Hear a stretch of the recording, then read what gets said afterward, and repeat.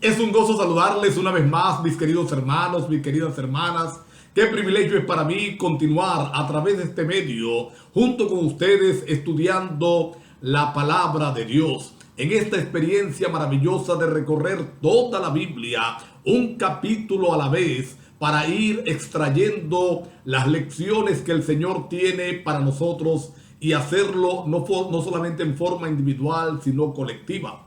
Así que alabo al Señor una vez más por el programa Reavivados por su palabra y agradezco al Señor por la oportunidad de no ser simplemente un espectador, sino un protagonista de lo que el Señor quiere que suceda en nuestras vidas. Te desafío para que cada día seamos protagonistas al estudiar por nuestro medio la Escritura, oír la voz de Dios y permitirle a Él que los cambios que tiene que hacer en nuestra vida sean realizados con prontitud. Estamos llegando al capítulo número 17 del Evangelio según San Lucas. Y este capítulo va a introducir con una afirmación fuerte de parte de Jesús, una afirmación bastante dura de parte del Señor, advirtiéndonos para que le pidamos a Él que nos ayude a no ser nunca piedra de tropiezo para nadie. Dice el Señor, imposible que no vengan los tropiezos. Es decir, mientras estemos en este mundo, lo más seguro que vamos a tener son inconvenientes, contratiempos, tentaciones. Lo más seguro que vamos a tener durante el tiempo que estemos en esta tierra es contradicción.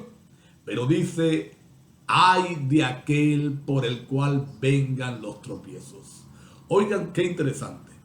El Señor dice, es imposible que no haya tropiezos. Es decir, todos vamos a enfrentar a diario desafíos terribles. Pero hay de aquel por el cual vienen los tropiezos. Es decir, hay de aquel que se presta para ser simplemente el instrumento del enemigo, para ser el instrumento del diablo para conducirnos al fracaso. Vamos a pedirle a Dios esta mañana dos cosas. La primera, que nos libre de ese tipo de gente, nos ayude a ser vencedores, pero por encima de todo vamos a pedirle al Señor que no seamos tropiezo para nadie. Es triste, pero debemos reconocer que la mayoría de las veces hemos sido tropiezo para alguien por nuestro carácter, por nuestras debilidades, por nuestras respuestas, por nuestra forma de ser. Hemos definitivamente defraudado a Dios y defraudado a alguien más. Y dice el Señor que aquellos por los cuales viene el tropiezo, es preferible que se coloquen una piedra de molino en el cuello y se lancen al fondo de la mar. Ahora, por supuesto que el Señor está advirtiendo y hablando de aquellos que deliberadamente insisten en el pecado.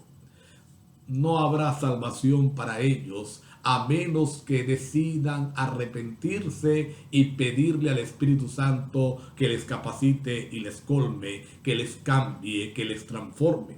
Por eso esta mañana debemos decirle al Señor, Señor, transforma nuestra vida. Es que experimentemos tú y yo un reavivamiento verdadero, claro, con la palabra de Dios, para que seamos, en lugar de canales de perdición, canales de bendición para aquellos que nos rodean. Luego el Señor va a hablar acerca del perdón. Si tu hermano pecare contra ti, repréndele. Si él se arrepiente, pues perdónale. Y si 7 veces al día pecare, oye, 7 veces al día, el mismo error, la misma ofensa, yo creo que eso es casi imposible. Que alguien nos ofenda 7 veces al día con lo mismo, 7 veces al día desafía al Señor a que le perdonemos. Por supuesto, alguien pueda decir, ¿y qué pasa si me ofende el número 8? Cuando el Señor colocó el 7, lo estaba diciendo, como ya lo dije, como algo extremo. Y se supone que es difícil que lleguemos allá. Lo que el Señor está diciendo es, debemos perdonar siempre. Debemos pedirle al Señor ese don del perdón. Así como Cristo nos ha perdonado, nosotros perdonar a los que nos ofenden. Conversaba en estos días con una persona y le decía, nada de lo que te han hecho es comparable a lo que tú le has hecho a Dios. Y Dios te ha perdonado. Así que nosotros tenemos también que perdonar. Cuando los discípulos están escuchando esto, entonces exclaman: aumentanos la fe, le dicen al Señor. Y el Señor les responde diciendo que si tuvieran fe como un grano de mostaza, le podrían decir al sicomoro, al árbol: desarráigate de aquí, plántate en el mar, y el árbol se iba a desarraigar y plantar en el mar. Y luego va a presentar la parábola del siervo. Y esta parábola es interesante. Esta parábola tiene muchas cosas interesantes porque quizás se aprende por contraste. Oye, un hombre tenía un siervo, el siervo ha estado todo el día trabajando y dice: ¿tú crees que cuando llegue a la casa le va a decir siéntate a la mesa? No, le va a decir que siga trabajando, que siga haciendo. Esta parábola pudo estar en respuesta a lo anterior: aumenta nuestra fe, porque es que la fe se manifiesta en servicio al Señor. Por eso el Señor dice: cuando hayan hecho lo que se les pide, simplemente siervos inútiles son, porque hicieron lo que se les pidió. Qué interesante, porque aquel que ama a Jesús, aquel que entiende la salvación que Cristo le ha dado, aquel que comprende lo que ha costado el hecho de que tenga posibilidades de vida eterna, opción a la vida eterna, entiende que no le puede servir al Señor de cualquier manera, que no se puede conformar con lo mínimo, que no se puede conformar con el mínimo esfuerzo, sino que va a darle más y más y más y más a Dios, a ese Dios maravilloso que le ha salvado. Por eso, cuando hacemos lo que se nos pide, mire, mueva la banca aquí, muevo la banca aquí, mire, traiga aquello, mire, limpie aquí, limpio aquí, entonces soy un siervo inútil. Pero ¿saben lo terrible, mis hermanos? ¿Saben lo terrible, mis hermanas? Es que a veces ni a inútiles llegamos. Porque a veces ni siquiera lo que se nos pide somos capaces de hacer. Dios nos ayude a entender que una fe activa es una fe que se va a manifestar en obras abundantes para la edificación del reino de Dios. Luego vamos a encontrar aquí los 10 leprosos, la historia de los 10 leprosos. Se acercaron a Jesús pidiéndole que les salvara. Jesús les dice: vayan, preséntense al sacerdote. Y mientras ellos iban camino al sacerdote para presentarse según era la ley que existía en ese tiempo, uno de ellos vio que estaba limpio, que se había hecho el milagro, y en lugar de continuar hacia los sacerdotes como hicieron los otros 9, él decidió regresar a Jesús y agradecerle. Y cuando Jesús ve que este hombre se devuelve, dice: ¿y dónde están los otros 9? No eran 10, y no se devolvió sino un samaritano. Y le dice: ve, tu fe te ha salvado. Varias cosas quiero resaltar de esta historia preciosa. Varias cosas quiero resaltar de esta historia maravillosa. En primer lugar, mira que Cristo Jesús era obediente a la ley, aunque los que dirigían la ley no eran los más, no eran las mejores personas, eran de dudosa reputación. Los sacerdotes y los fariseos estaban descalificados moralmente. Sin embargo, Jesús le dice a los leprosos: vayan y preséntense al sacerdote como lo establece la ley. Pudiera haber dicho Jesús: no necesitan ir allá. Esos sacerdotes están en apostasía. Esos sacerdotes están en rebeldía. Esos están destituidos de la gracia de Dios. Así que simplemente con mi palabra ustedes van a ser limpios. El Señor respetó la ley. Usted y yo debemos respetar la ley. Debemos respetar a nuestros líderes en la iglesia. Aunque pensemos que no están bien, dejémosle ese trabajo a Dios. La segunda cosa que resalto acá es que el Señor está atento a nuestro agradecimiento. Él desea ver más agradecimiento en su pueblo. Nosotros somos muy buenos para pedir. Pedimos y pedimos y pedimos, y cuando se nos hace el milagro, si agradecemos una vez es mucho. Lo segundo es que el agradecimiento no solamente trae el milagro, sino la salvación.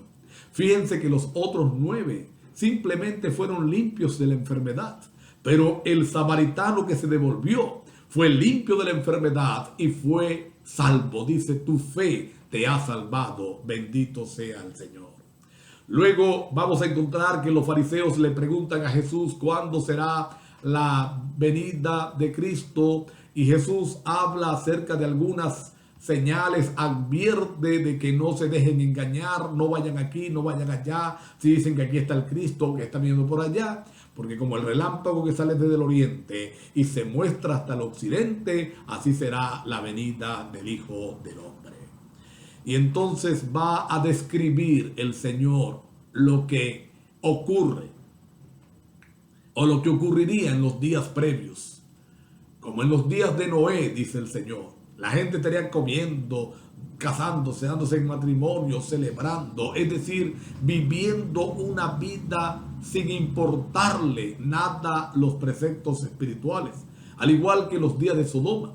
Y en esos días el Señor ejecutó un juicio a pesar de haberlo advertido, y nadie, sino poquitos, como en el caso del diluvio 8 y en el caso de Sodoma 3, se salvaron de todo esto. Tenemos que estar apercibidos, mis hermanos. El diablo es especialista en distraernos en muchas cosas para que no entendamos los días que estamos viviendo, los tiempos que estamos viviendo. Dios nos ayude a estar apercibidos y listos para recibir al Señor. A mí me impresiona, como en los días de Noé, los animales entrando al arca solo. Eso era suficiente para que alguien decidiera salvarse. Suficiente para meterse al arca. Algo va a ocurrir. Pero aún así fueron indiferentes. Tengamos cuidado. Acordaos de la mujer de Lot.